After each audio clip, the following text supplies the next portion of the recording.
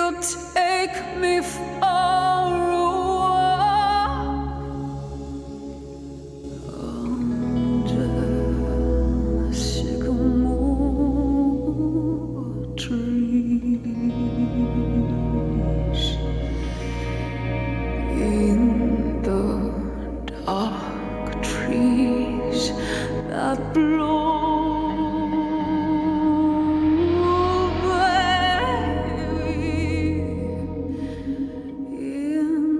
Dark trees that blow. Welcome to Twin Peaks Unwrapped. I'm your co-host, Ben Durant, and beside me is Brian Kazaska. How's it going, Ben? going well. How come I never say co-host? Why am I all like I'm the host of this show? We're like, both hosts. we are, but I always say I'm the host. So shouldn't I say I'm the co-host? I guess we are both. We've been doing this. Co-hosts. We just celebrated our 7th anniversary of doing this podcast, and I've just thought of it today. Here, wouldn't it be nice to be the co-host? I mean, I've always considered us the co-host, but I announce it as I'm the host of this show, and everybody's like, Ben does this, and sometimes he has Brian on it. No. Well, I'm very quiet sometimes, so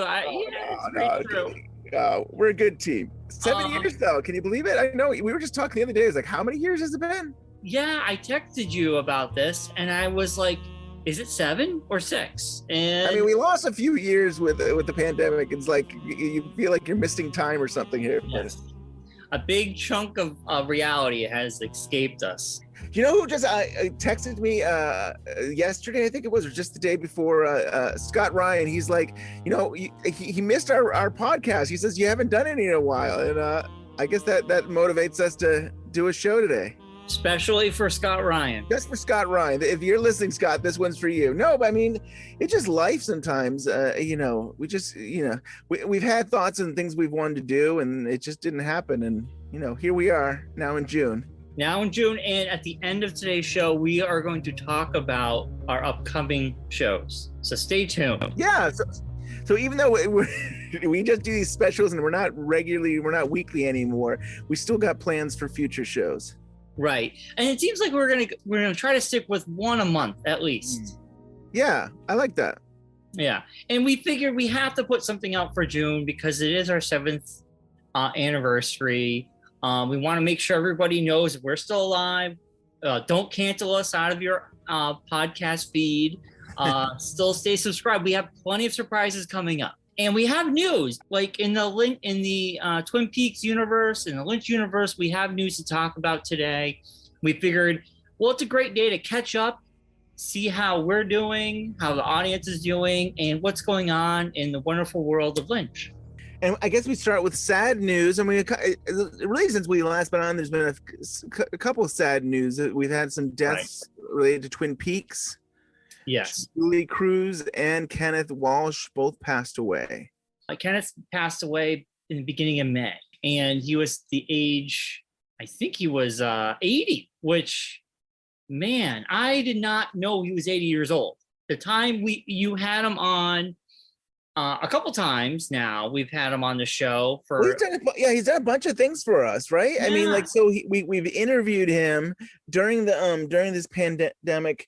I reached out to him. I was like, hey, we do these cast party get-togethers on Fridays where we watch Twin Peaks. Could you do a shout out? Could you do like a little intro to the show? And he did. Hey there, Ben, and all you Twin Peaks fans. This is Ken Welsh, aka Wyndham Earl, sitting on my back deck. Just enjoying this environment I have here, the trees, the birds, and my swimming pool over there just waiting for me. Hope you have a great time watching the show. And wherever you are, please wear a mask, keep social distancing, and be safe at all times, please. God bless all of you, and enjoy the watching of Twin Peaks. Yeah, that was really nice. He just did a shout out to say hi to the fans and say, wear a mask. That was fun too, to hear him say that and stuff. And then we had we did like a new version of the 12 Days of Twin Peaks Christmas. He did that. He did like a singing part, or he did a little part of that, which was so funny. On the 12th day of Christmas, Lord Palmer sent to me 12 rainbow trout, and miss Twin Peaks in a stolen truck. 12 rainbow trout, 11. And the big one, the thing I was most excited, I mean, this was a year ago, that when it was the 30th anniversary of the last episode of season 2, which I called episode 29, he returned as Wyndham Earl, and he read from the script all these scenes that were cut. I don't even know if he actually shot them or what happened, or if they probably revised when Lynch was directing.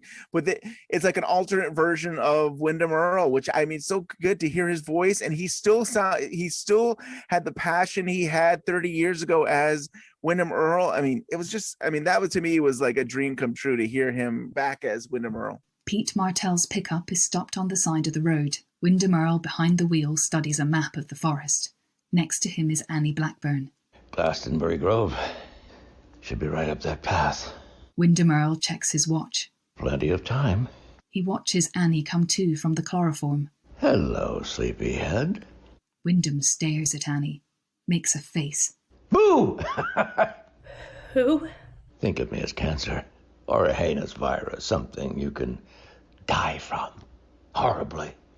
I am about to cow you for your own mortification. Wyndham Earl. Annie turns away. Earl reaches over, pulls her hand from her pocket. A rosary is in her hand. Oh, man, what a cheater. Sister Mary Holywater crams for finals. Oh. Wyndham grabs the rosary and tosses it out of the window, slides closer to her. Hey, you want to know something? Cooper's birthday is April 19th, 1956. That means his moon is in Aries. Get it? This is lost on Annie. Earl goes into a rage. You don't get it, do you pathetic little professional shut-in?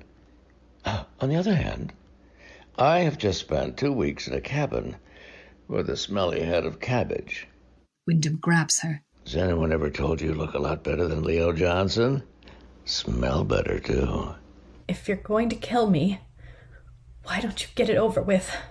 Oh, we have much bigger plans than that, my pretty. Earl reaches below his seat, takes out the Miss Twin Peaks crown, and places it on her head. He kisses her passionately. She struggles. Earl laughs. I tell you, doll, if I was 10 years younger and could find the heater in this truck, boy. Oh, boy. Having some fun now. Wyndham opens the truck door. Won't you join me for a gamble in the Grove? He drags Annie out of the truck and into the woods. Truman's cruiser skids to a stop behind Pete's pickup. Cooper runs to the truck, feels the hood. Still hot. They're close. Truman speaks into his radio. Andy, we found the truck. Get the patrol up here. I want the search centered from where we are now. Truman speaks to Cooper. There's a shortcut to the Grove up through here. Cooper checks his watch. Still got time, Coop. To fear the worst often causes the worst. He's going to terrify her, Harry. He did it to me. It's what he did to Carolyn. Face to face with all that's intolerable. All that is evil. He can't terrify anybody with a bullet between his eyes. It's this way. I'm right with you, Harry. Earl and Annie enter the circle of 12 trees. Then Earl circles her, stalking. What are we doing here? A momentary pause in limbo, dear. Please be patient. Pity young Dale will miss all the fun. I always felt we were sort of lodge brothers. He'll find you. He'll come for me. Do you see him anywhere? Huh? Huh? Annie seems very calm, closes her eyes, whispers prayers to herself. Prayers? What a revolting development. Earl checks his watch, frustrated. She's not scaring. Truman and Cooper move quickly along a path. Harry, all my skills, intuitions, and dreams have led me to the threshold of what is completely unknown. Led me in a direction I never could really see. In spite of Earl's prideful insanity, in spite of my best reasoning, only one truth is clear. Whatever is right. I'll take it from here, Harry. Alone. Cover me. This is how it's supposed to be. Truman stops, realizes the truth of what he's saying. Go, go. Cooper races ahead. Earl and Annie in the dark grove. You and I have an appointment at the end of the world. Toot toot, board! This is where it ends and the fun begins. Get ready for first-class despondency and madness. The bewitching hour looms brightly. Annie is frozen, glaring at him. If only young Dale had lived to see it. He's not dead. Oh, Cooper's dead, all right. Gone and soon forgotten. Good riddance to bad rubbish. Oh, didn't I mention it? I meticulously splattered his brains across the back of the roadhouse just before we left. Poor studious little Dale never saw it coming. Not even time for one of his pithy observations, you see. He was too busy looking after you. Left himself wide open. No. Same thing happened the last time when he fell in love with my wife. Wyndham pulls out a knife. I took the boy right to the edge that time. Opened him up like a zipper. 6 months to put back all the pieces. Annie starts to cry, terror setting in. Caroline, the unfaithful whore. She died quickly. Much better than she deserved. Don't be so prissy. There's nothing serious in mortality.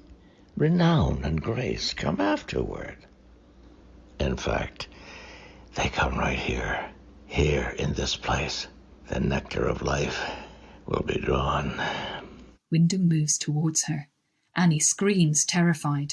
Behind her, the doorway to the lodge begins to open, a hole in space. Earl is crazed with joy. A benediction. I tell you, they have not died. Their hands clasp yours and mine. Annie turns and seems to be trying to run away, getting nowhere. A kindly, smiling Mother Superior nun seems to welcome her.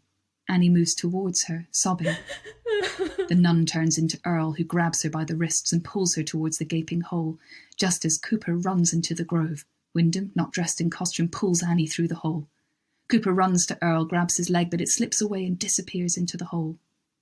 Truman rushes into the grove, too late, only to see Cooper disappear into the hole, and it closes up after him. No.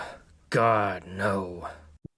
I mean, he had energy. He had, like, I thought he was like in his 60s. Like, he just seemed like, or 50s, you know, he's a very young soul. He's a lot of energy. He was very funny, very witty. And the fact that he did all those things for us in the community is really special.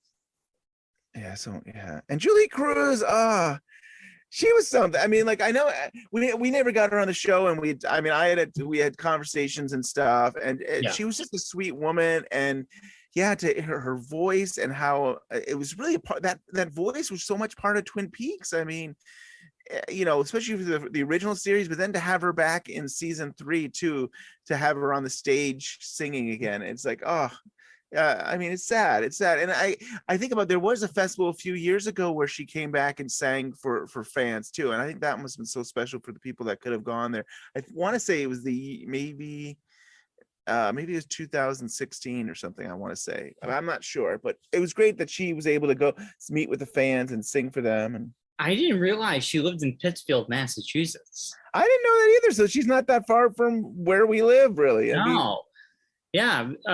Pretty crazy. And it's such devastating news. I don't think, you know, obviously people in our inner circle know what's going on with her. We didn't. So to us, it was a big shock. And the love came out on social media that day. And it's still coming out. As we're recording this, people are still writing stuff about her. Yeah. And I think that's a testament to her artistic talents, and just everything about her will always be remembered. And she will always be the voice, that singing voice of Twin Peaks, you know, forever. I haven't talked to you about this yet, Brian, but I see a lot of people watching Industrial Symphony #1, and they're commenting. You know, we actually put it on our YouTube channel years ago. I mean, years ago. I think it was you, Brian, that just made it available, because it's a very hard David Lynch work to find.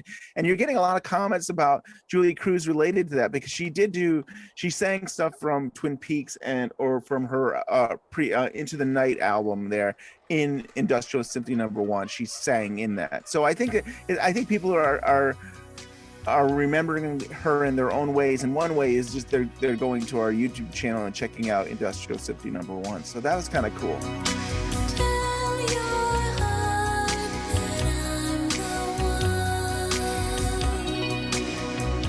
I wish they would release that in like an HD version or something like that, because it's kind of a wild performance art piece.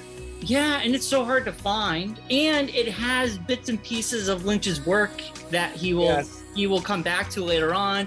And in the beginning, it has a appearance by Laura Dern and Nicolas Cage. Right. They seem to be their wild at heart characters, but they're not. I think they're at least that's not how the credits are. I forgot if it's like Lover number 1 and 2 or something like A Broken Heart, or I can't remember, but right, you have that, and then you have the little man from another place, almost in the red outfit.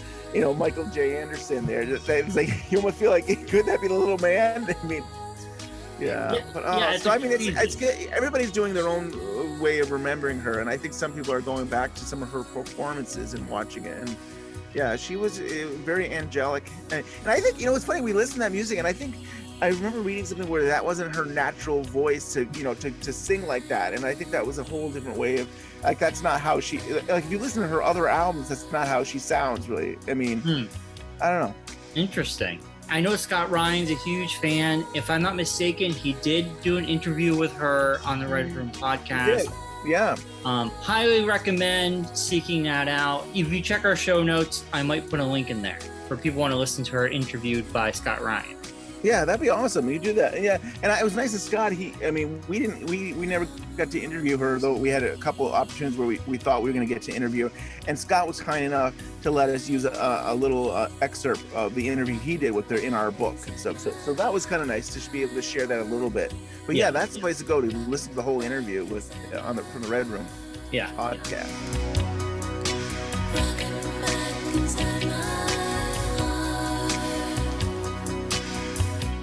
Deviate from the sad news into a little bit more interesting news. I know a video game just dropped this Friday. I think, Ben, you've played it already. I have not. Yeah, it's funny. We talked about it. I thought this was going to be I thought this might be a Halloween game I would play. Like, I was like, oh, wait a few months. And then I had to share it with my wife. It's like, there's this video game called The Quarry, and it's just the kind of games that we like to play together. And it's made for, you could play it by yourself, but it's made for like handing control over to another person and playing it together. And so my wife was excited, so we downloaded it yesterday. So we just started playing yesterday.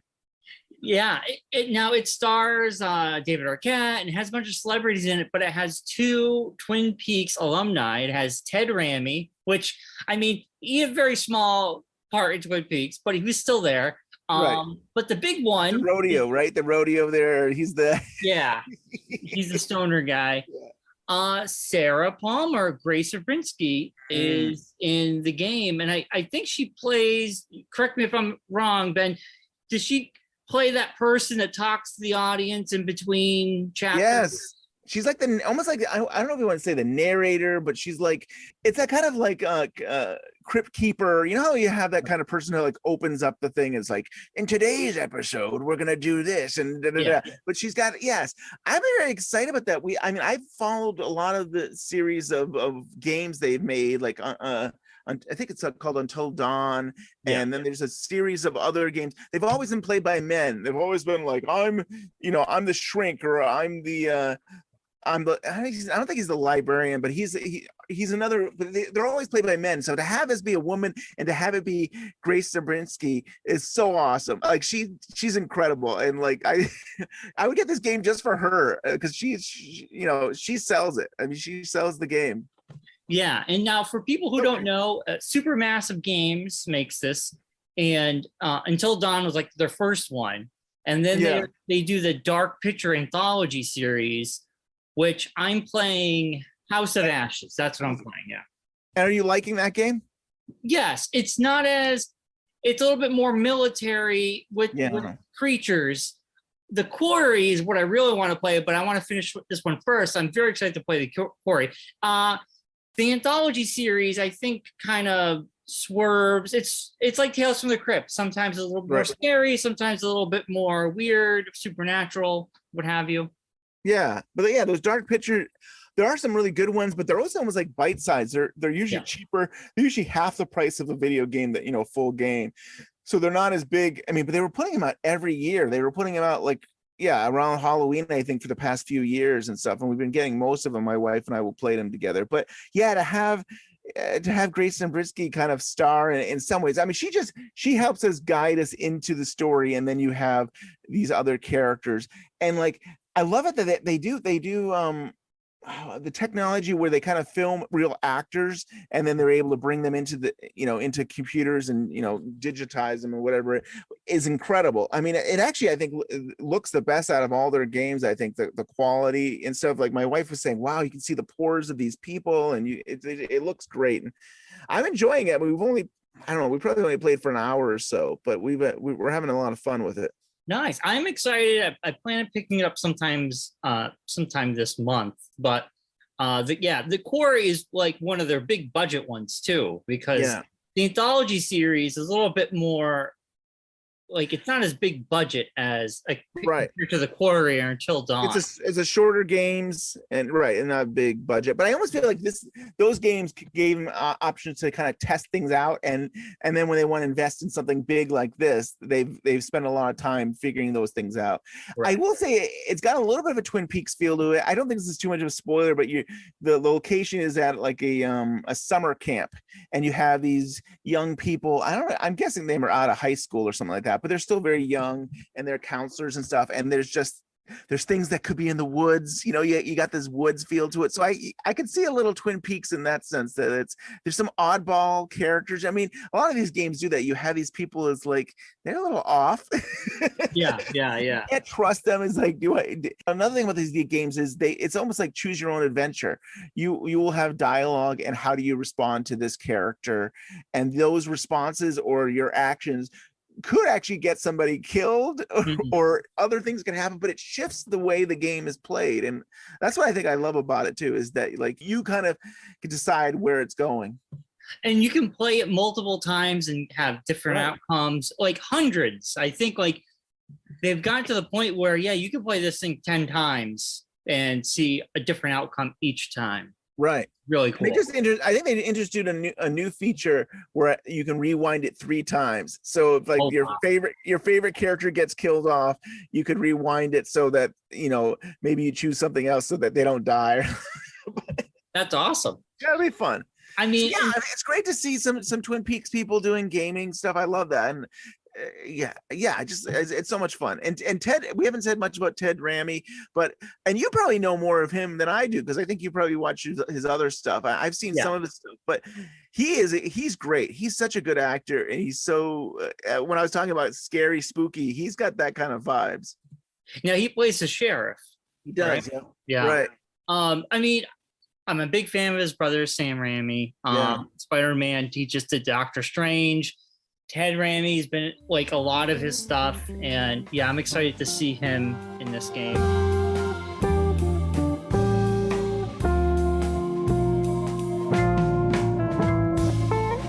Now, Ben, speaking of Twin Peaks cast members doing offbeat things, I think this is the first time, and we kind of discussed this. This is the first time we have noticed that Mr. Kyle MacLachlan is going to be at a comic book sort of festival, convention, not festival, convention. I don't think I've ever seen Kyle MacLachlan at a convention before. So it was in 2017 when they were promoting Twin Peaks: The Return for Showtime. He attended Comic-Con. Yeah, but that was for PR. Yes. Other than that, in the 30 years of Twin Peaks, I don't think he's ever showed up. He never showed up once for any of our Twin Peaks festivals in Washington or anywhere. So this is a big deal, I think, that he's actually going to be at the Comapalooza in Houston, Texas on July 15th through the 17th. I mean, I want to be like, why now? Why are you attending this? And I don't think at least on the website, I didn't see any other Twin Peaks people. So I know a lot of the actors are kind of doing groups where they're like with other Twin Peaks actors doing it together, but this seems like he's on his own. I know, and it's kind of late in the game to be adding people. I mean, it's not that far away. It's really, when you think about a month away or so. Yeah, I mean, maybe they could add some people, but I mean, this is going to be huge. I wish he was closer. I know. I mean, I cannot afford to go to Texas. But man, I mean, do you think we'll see Kyle MacLachlan at more? You know, maybe at New York, maybe. I mean, I think if this does well, I think that, yeah, I think if there's a good turnout and why do they do that? I mean, like, is he gonna? I mean, maybe to sign autographs? I don't know if he's speaking. I wasn't sure if he's gonna get a chance to speak to people, but I think if there's a good turnout for him, maybe he would do more. Maybe he just has the time to do it. I know he's been a busy guy with movies and shows. Maybe he's got a lull that allows him to do this, and maybe we will see him do more, which I hope. Yeah.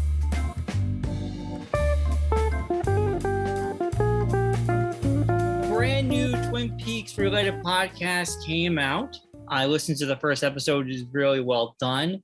It's called Twin Peaks Tattoo Podcast, hosted by Emily Marinelli. Now, if I pronounced that wrong, I apologize, but I think that's how you say it. She had her first podcast. It was really well done. I don't think an episode 2 has come out yet. I don't think so. Really well to me, Brian. I have not even heard about this podcast. What makes this podcast different from any other Twin Peaks cast? Like, what makes it unique, or what's her angle? How is she going from episode 1 to, like, is she covering every episode, or? Let me explain. So Rob King was on her first episode, and Rob King is awesome. Basically, she's having people who have Twin Peaks related tattoos come on her show, tell them their story and why they got the tattoo and what does it mean to them. And I think that's a great conversation. I think a tattoo is usually a great conversation piece. It's also a great conversation starter. You know, so you get to know the person, you get to know why they did what they did.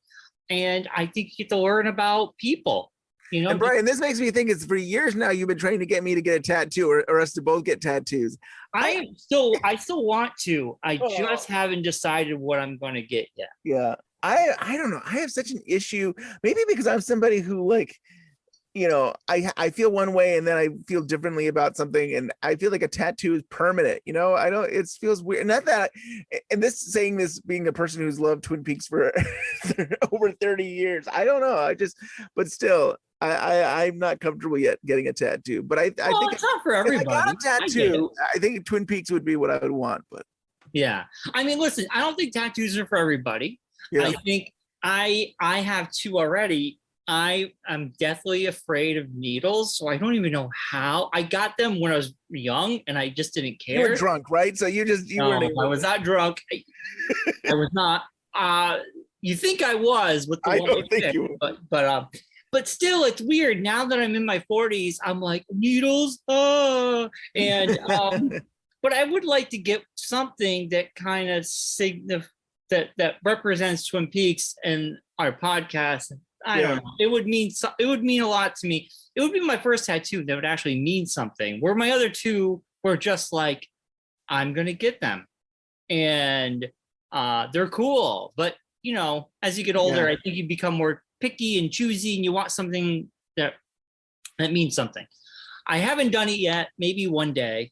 But I like the concept. It's cool to have something that means something to them that they can bring on the show and talk about that. Like, yeah, because I mean, I've seen some wild Twin Peaks tattoos that, like, wow, like, you know, you have like Laura Palmer on your arm or something like that, or some really incredible tattoos. I know, really cool stuff. You know, I like looking at the tattoos too. I mean, I like hearing the story. Rob King was really great on the show.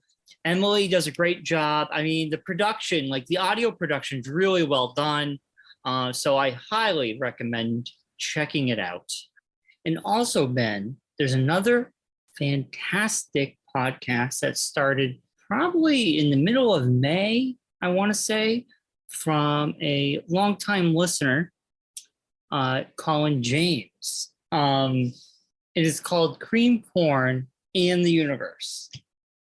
And each episode, as of right now, they're covering a different character. So I think episode 1 was Gordon Cole. Episode 2 is the Log Lady. And he has guests on to talk about each character from different podcasts or publications. So definitely listen to Colin James's podcast, Cream Porn in the Universe. Fantastic. He's very knowledgeable. very enthusiastic. The guests have been great. The topics have been fantastic as well. And Twin Peaks Unwrapped, we get shout outs here and there. So in my opinion, it's the best podcast. I'm only kidding. They're all great. But it's so great to hear these two new voices in the Twin Peaks community. So please check them out. I'll have links in the show notes.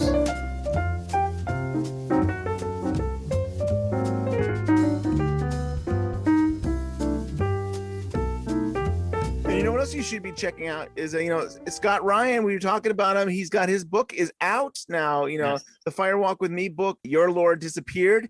And the thing is, like, we're getting close to the 30th anniversary here. It's August is the 30th anniversary. I really would recommend you pick up his book just to kind of celebrate Fire Walk with Me. I mean, Scott did such a great job. He breaks down the scripts, the two scripts that I think there were two scripts of Fire Walk with Me, an early draft and then another one.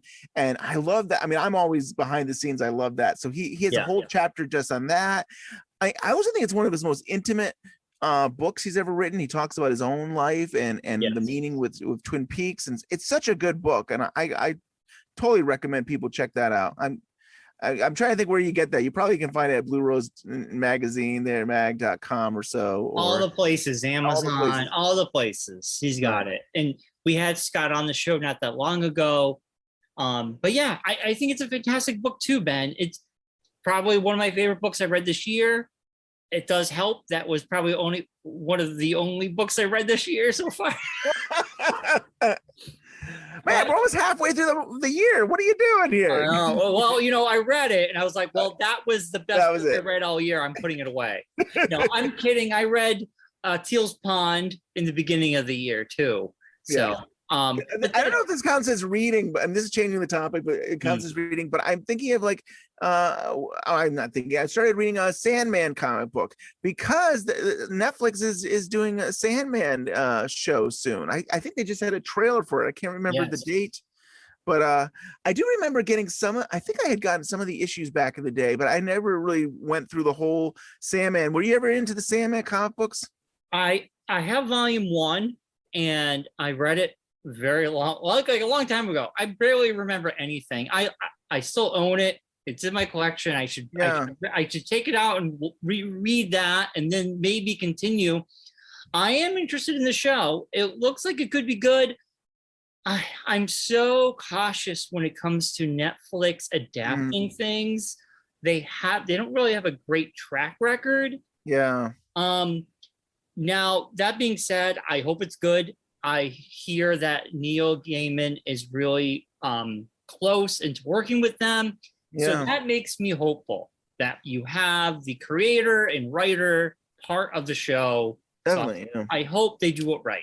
But yeah, it looks cool. I mean, I always like going back when a show is coming out to go find the source material and read that first. Definitely. Yeah. And so that's what I plan to do. Yeah. Good excuse to jump back into something old material.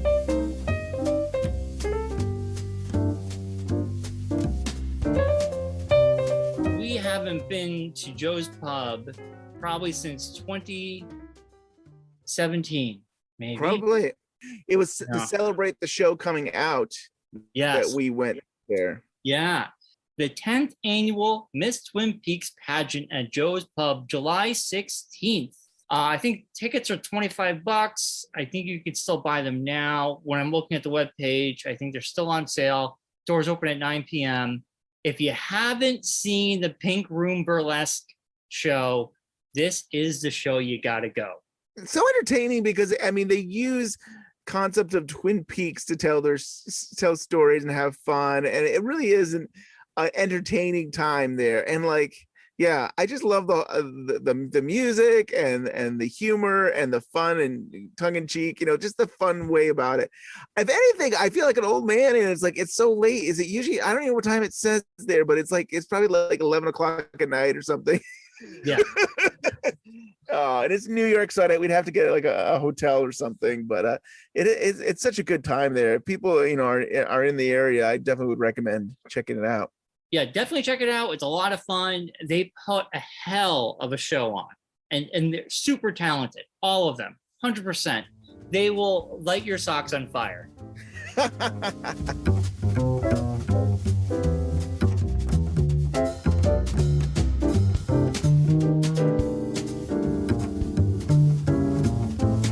So Ben, I know we're gonna wrap up the show here, but I believe we can tease our next two shows that are gonna be dropping in July and August. Yeah. So what are we gonna be dropping in July?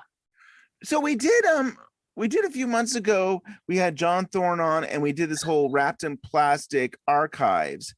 And that was with Frank Silva, Killer Bob there. And yeah, just being able, I mean, John Thorne had found his recordings that he had done for Wrapped in Plastic magazine, and he was kind enough to share that interview with us. And so now we'd like to do another one. I mean, we've heard from a lot of people who've listened to the shows that they enjoyed that show, and they would love it if we do it again. So I think we're thinking July, the month of July, we will have John Thorne on again. And it'll be another Wrapped in Plastic archive show where John can give commentary about the whole experience of doing that interview with the person. So I think we're talking about having Don Davis, Major Briggs interview.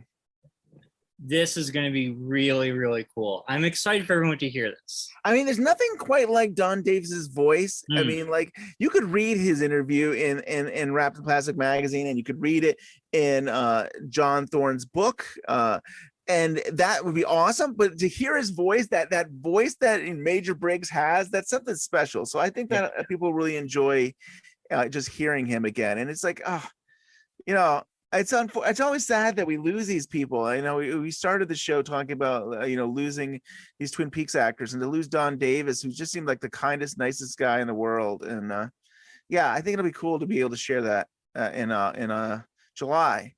Yeah. And then, Brian, I mean, see, this is a danger though. We're sharing this stuff, and like, if something falls apart and doesn't happen, then you guys know what our plans were. But in August, we're hoping to do another community rewatch show, which we thought we were done at the end of season 2, but we are talking about doing Firewalk with Me community rewatch show. And going through maybe the 2 scripts, if we can go through the 2 scripts and find some missing pieces, unseen scenes. But I'm thinking these scenes might not be in the missing pieces or in the film. These are scenes that just didn't make it, whether the actors were unavailable or they decided not to use it. So that's the thinking. But we got to get going, Brian. We haven't even sent the script out to the unseen players. The unseen players haven't even got this stuff yet. So we've got our work cut out for us in the next couple months. Yeah, so we hope to be bringing that to you guys in August. In July, I mean, I think that's pretty good for the summer. I think that's a pretty good schedule we got there. For people who have retired, this is great. This is In the community rewatch shows, I mean, Ben puts a lot of work into this. The unseen players put a lot of their time. They really are amazing. That too. So incredible. And actually, I did Ronnie Rocket. It is a lot of work.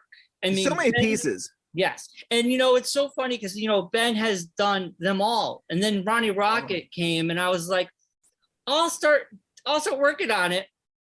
And then Ben's just like, I gotta help you. And it's a lot of work. I didn't realize how much work it goes into just sending out the scripts and all that stuff. I mean, there's so much work just to make sure that it's understood for the actors there to understand what they're reading, what they're doing. But then, they're all in pieces. They don't come together on Zoom and act out the parts together. So if there's 5 different people acting out in a scene, you have to then take all their clips and edit them all together to try and seem like they're having a conversation together, which I think it works. I think we pulled it off, and I think they sound great together. But there's a lot of audio clips and pieces to it that, But I thought the Ronnie Rocket was awesome. I thought it was so good, and I think that was your idea. Ronnie Rocket. I mean, like, that just is like so out there. I know. We had to do it. I mean, we've covered everything, which is pretty amazing.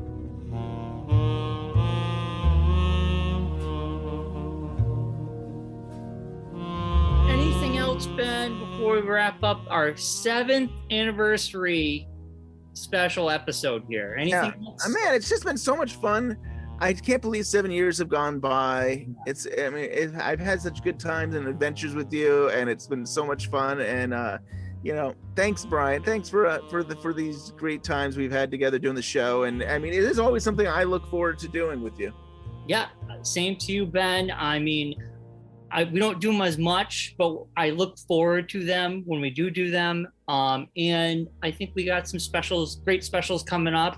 So it keeps us busy. And, I miss talking about Twin Peaks. So it gets me excited when we do record to get to talk about Twin Peaks. There's nobody else that watches Twin Peaks than my friends. My wife doesn't care. I know. It's just you and our Twin Peaks friends, Right? So that's awesome. It's nice. It is.